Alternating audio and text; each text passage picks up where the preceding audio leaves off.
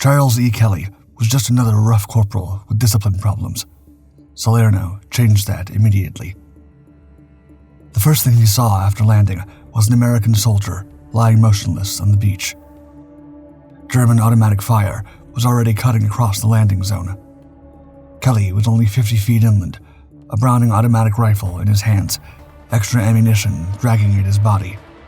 Behind him, more men were still hitting the beach. If he stopped, he would become just another target.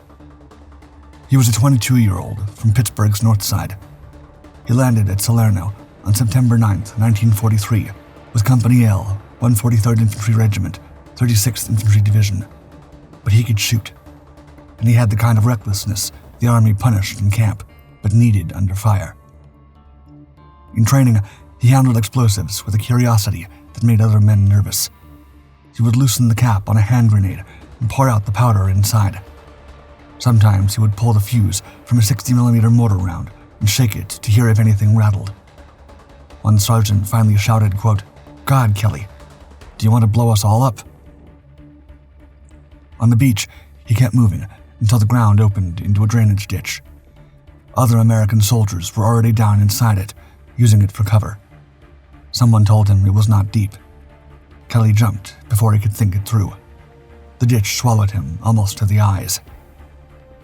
The bottom was soft mud, and his feet sank. His ammunition pulled him down, and the mud held his legs. Then the BAR slipped out of his hands. Kelly ducked underwater and felt through the slime until he found the weapon. Before he could drag himself out with the help of a small tree branch, he saw his staff sergeant collapse under machine gun fire. When he looked around, his unit had disappeared into the chaos. The shipboard plan had disappeared with them. He hadn't paid too much attention to the orders, but he knew enough to get off the beach and keep moving inland.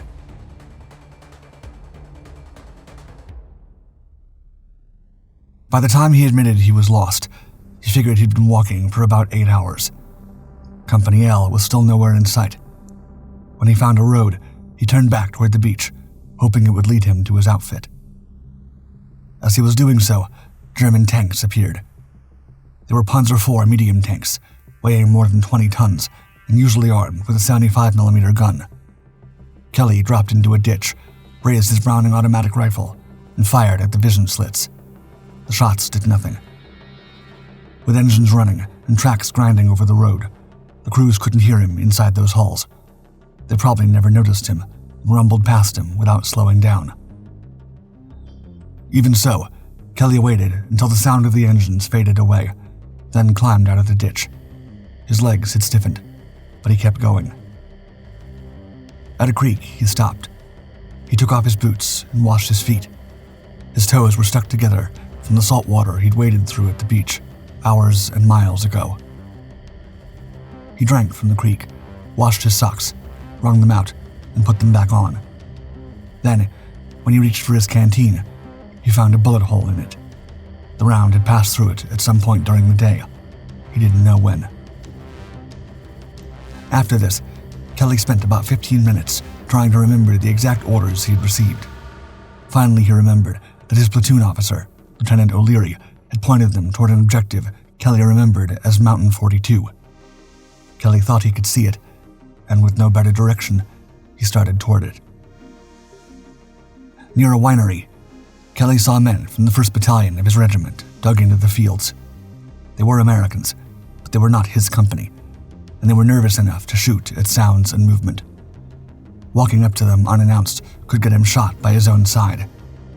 He was not about to take that chance, so Kelly dug in behind a bush and slept. When he woke up, he moved on again. Eventually, he found Company L, dug into scattered shallow holes. The men stared at him in disbelief. The first question they asked him was, quote, "Where the hell have you been?"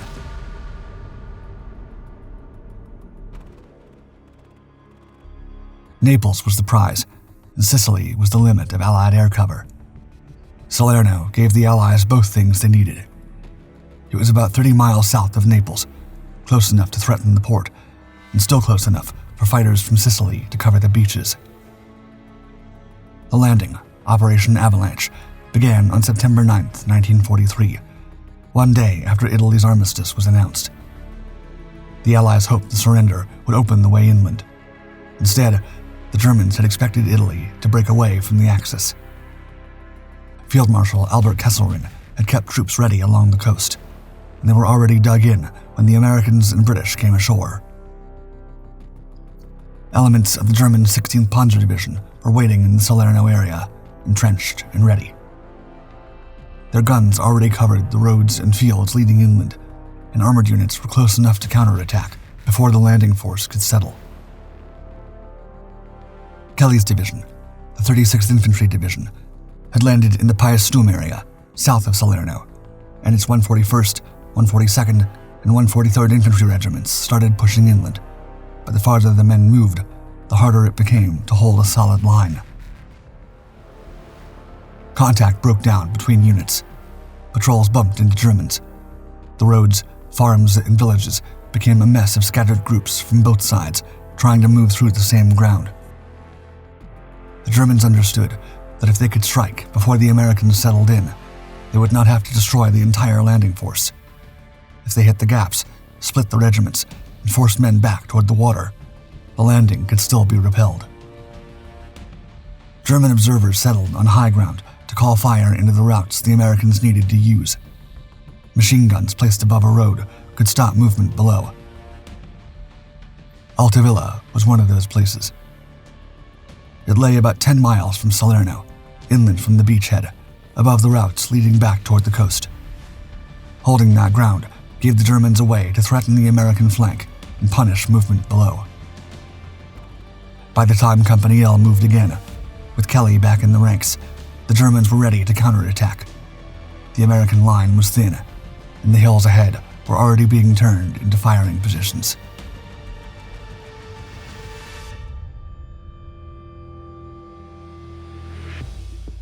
The warning came from a child standing in the middle of the road, and it came in threes, quote, "Germans, Germans, Germans." One of Kelly's friends, LeBeau, spoke Italian and tried to question the boy, but he was too scared and kept repeating the same warning. The Germans were close. Then Lieutenant O'Leary saw German scout cars coming up the road. He shouted, quote, "Here come some Heine scout cars. Get off the road." The Americans scattered for cover as the vehicles opened fire. Men dove off the road. Bullets snapped into the dirt, and fragments rang off their rifles. 2 went down almost at once. The vehicles tried to rush past before the Americans could stop them. Then one of the GIs fired a bazooka at one of the cars. Almost at once, one American climbed onto a roadside wall, threw himself onto the vehicle, and dropped a grenade through the opening. That scout car stopped there. The remaining vehicles tried to speed past the ambush, but by then, the American anti-tankers had the road. Their 57mm anti-tank gun opened fire at close range, close enough that if one round missed, it could hit the Americans instead. Still, the crews held their aim while the bazooka kept firing. The scout cars started burning, one after another, and the German reconnaissance detachment came apart on the road. When the firing stopped, the road was a wreck. The tires gave off a rubber stink as smoke rolled across the road. One German broke from the wreckage and ran. Before the Americans could reach him, he took his own life. Since the danger had passed for the moment, the men began searching the wreckage. A GI Kelly knew as Milky Holland found a German Luger and pocketed it. Soon after, Kelly and LeBeau went into a nearby town with the rifles and sidearms still on them. Local people came out with water, wine, and fruit. For a brief moment, it looked as if the men might get a pause from the war. LeBeau even tried to arrange a meeting with some local girls. Before anyone could start celebrating, Platoon Sergeant Zirk Robinson pointed toward Altavilla, 5 or 6 miles away. He wanted volunteers. He was taking the 2nd platoon and some 60mm mortars. Almost without even thinking, Kelly volunteered.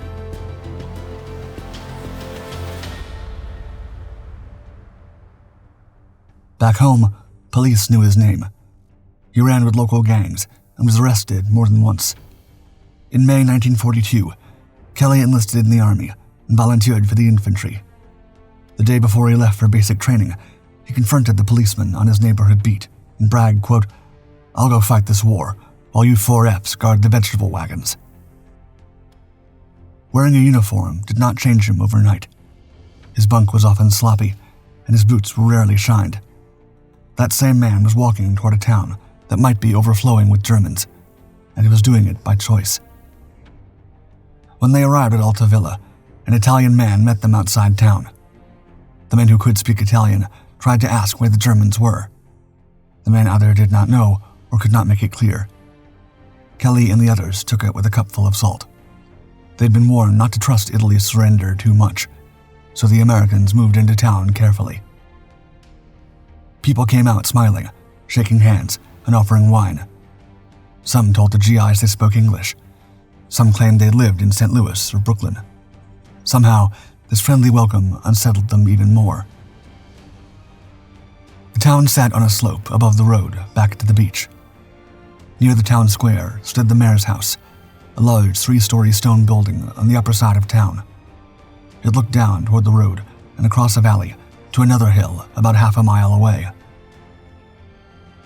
If the Americans were going to hold this side of Altavilla, that house had to become the strongpoint.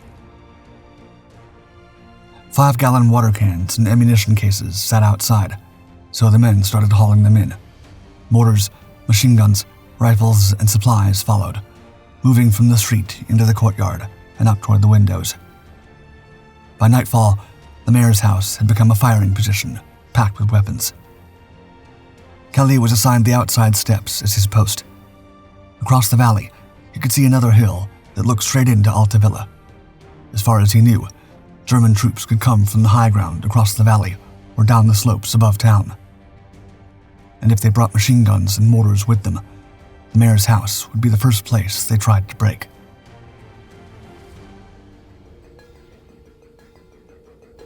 The Americans knew the Germans were close and that their machine guns were already working.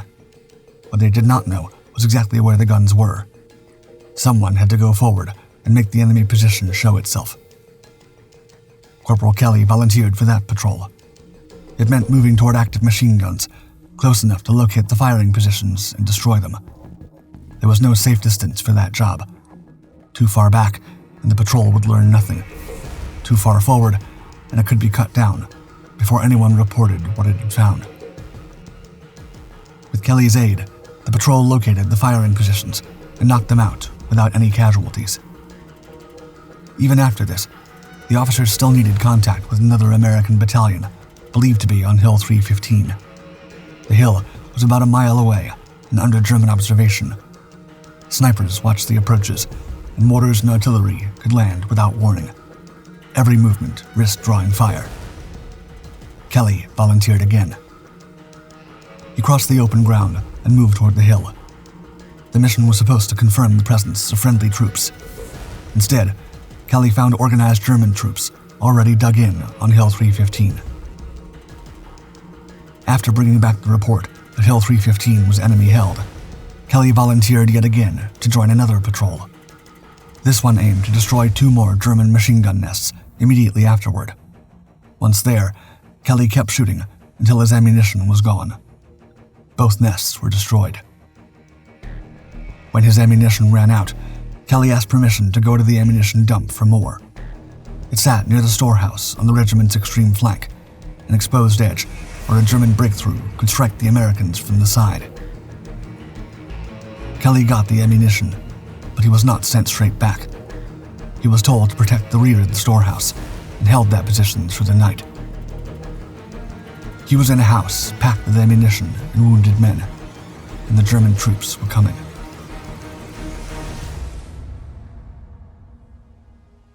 By the time the sun came up, the Germans had a clear line of fire into the courtyard.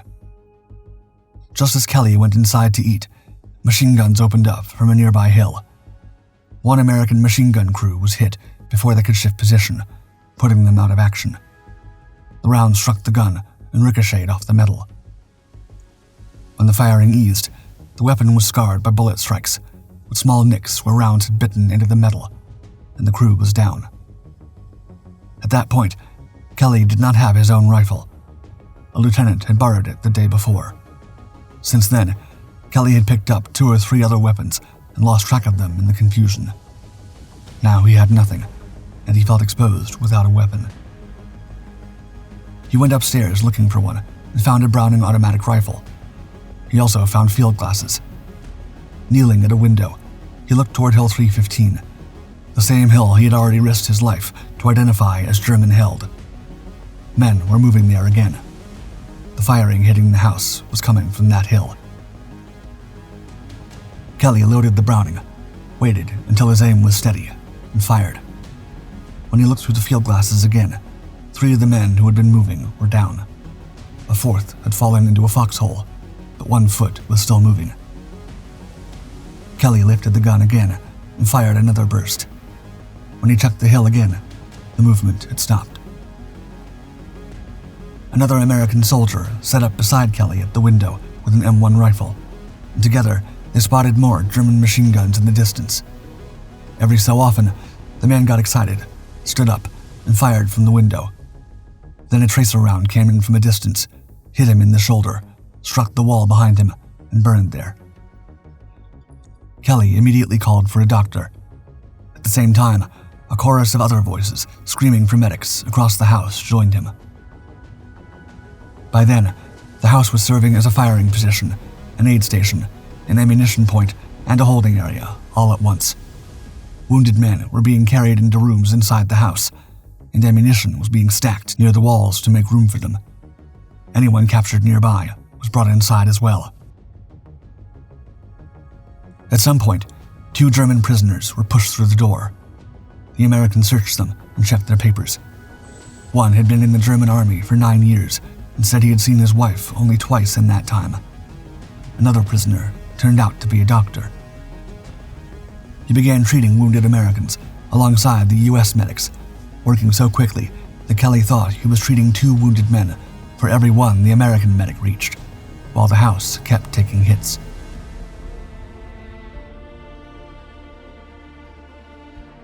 The Browning had taken so much heat that its working parts locked together. Kelly pulled the trigger, but the rifle didn't answer. He set it against a bed and went to find another weapon. When he came back, the bed was on fire. He would have to ignore it. He'd found another Browning and went back to the window. He fired that one until the steel barrel turned reddish-purple, then warped. That rifle also became useless. But Kelly had no room to stop. He could not find another Browning, so he went upstairs and found a Thompson submachine gun with a full magazine. The Thompson fired .45 caliber rounds, useful at close range, and Kelly used it from the window until its ammunition was gone. After burning through the Thompson ammunition, Kelly looked for something heavier. He picked up a bazooka. The rockets weighed about 4 pounds each. Kelly crawled across the upper floor, moving past men who had fallen there, looking for rockets, found 6, and brought them down. The launcher did not fire at first. He worked on it, pushed the tube out of the window, and pulled the trigger. The blast shook the house so hard that the men inside thought an 88mm shell had hit them. The stone building trembled, and still, Kelly fired it several more times before moving on again. Nearby, he spotted a box of dynamite on the floor. For a moment, it looked useful, but there were no caps and no fuses. Beside the dynamite was an incendiary device. Kelly threw it onto the roof of a nearby building the Germans were holding. When it burst, the roof began to burn. With all the equipment and ammunition packed inside, the house looked like an army ordnance room. Kelly saw a 60mm mortar round and picked it up. He pulled the safety lock, but a second safety is still held inside. Kelly did not know how to remove it, so he tapped the shell against the window ledge until it dropped free. If it landed nose first with enough force, it might detonate. Kelly looked out and saw Germans coming up a small ravine behind the house. He swung the shell out and dropped it among them. Then he did it again with another shell. Each one landed with a cracking roar. When he looked out again, the ravine had gone still. After that, Kelly went looking for more guns and found a third Browning beside a man on the 3rd floor. There was not much ammunition left in the man's belt, so Kelly improvised. He found machine gun cartridges of the same caliber and loaded them into the Browning's magazine. He carried the weapon down to the front room and started firing again. A voice from below called Kelly to the kitchen. German snipers were hitting men there, and the room needed another gun on the windows. When Kelly got there, he found other GIs digging through food cases for cocoa and biscuits while the firing continued. Kelly snapped at them, but they only told him to quit blowing his top and kept stirring the spaghetti. They were not ignoring the battle. They were trying to stay human inside it. Cooking the meal gave them something ordinary to do, while the house came apart around them. And so, Kelly found champagne, broke the neck off a bottle, and drank. He cracked 3 or 4 raw eggs into an empty C-ration can and swallowed them. Then he went back to the window. German snipers were still working outside. Kelly spotted one in a tree, aimed, and fired. The rifle dropped first. A moment later, the tree went still. At one point, a soldier came down from upstairs with about 50 Browning magazines, lay beside Kelly, and fed him ammunition. On a distant hill, German armored vehicles were firing into the house. Through the field glasses, Kelly saw a German crewman on top of an armored vehicle, firing a 20mm cannon into the house. Kelly turned the Browning on him. He fired magazine after magazine. After 15 magazines, the barrel was glowing red. Kelly fired 5 more before he finally set it aside. When he checked again, the turret gun had fallen silent, and one of the armored vehicles had pulled away. By nightfall, the house was almost out of ammunition, and relief wasn't close. The radio was useless. The Germans had gotten on to the same frequency, and German voices filled the set. Finally, the Americans found a field telephone handset and reached battalion. The answer that came back told them they would make their break after dark. Before they moved, they gathered what little ammunition was left. Men fired from one side of the house to draw German attention, while a lieutenant slipped out the other side to find a route. When he came back, he had a plan. They would leave 6 men at a time. There were about 30 men still able to make the breakout. The lieutenant split them into groups of 6. One group would leave, then another, and another. The men who could still move went with the breakout. That included the wounded who could walk or crawl. The men who were too injured to move had to be left behind. Kelly could have gone with one of the groups. Instead, he volunteered to stay behind with the rear guard and defend the breakout. Once the last group started moving, Kelly slipped out with some survivors from Company K. As they left, Germans were already entering the house behind them. Then Kelly heard shots upstairs. The Germans shouted for surrender, but the badly wounded had saved a few rounds and refused to surrender quietly. Outside, the escape became a crawl through German-held streets. Kelly's group hugged the walls and moved through the dark. German machine guns fired from houses along the route. When the guns opened, the men dropped flat with their faces in rotting garbage and waited for the fire to pass. An iron gate blocked the way. When they tried to open it, the gate creaked loud enough to give them away. The men waited until the firing from German machine guns eased and climbed over a cement wall. When they dropped down the other side, the group kept moving, close enough to hear Germans talking and shouting in the dark. Even their helmets started giving them away. They clinked against walls and branches, slid over their eyes, and made too much noise, so the men threw them away and kept moving. Then the group began to break apart. Kelly ended up with only one man beside him, a GI from Company K, whose name he did not know. They crossed small hills, found a shack with a pig pen behind it, and dropped into the pig pen to catch their breath. Eventually, they found American communication wires. For the first time since leaving the house, they had a sign that their own line was close. Then a voice challenged them from the dark, quote, "Hollywood." 16 American rifles were already trained on them. If Kelly gave the wrong answer, the Americans might fire before recognizing him. This time, he had been paying attention. He remembered the countersign, quote, theater. The word saved them from their own side.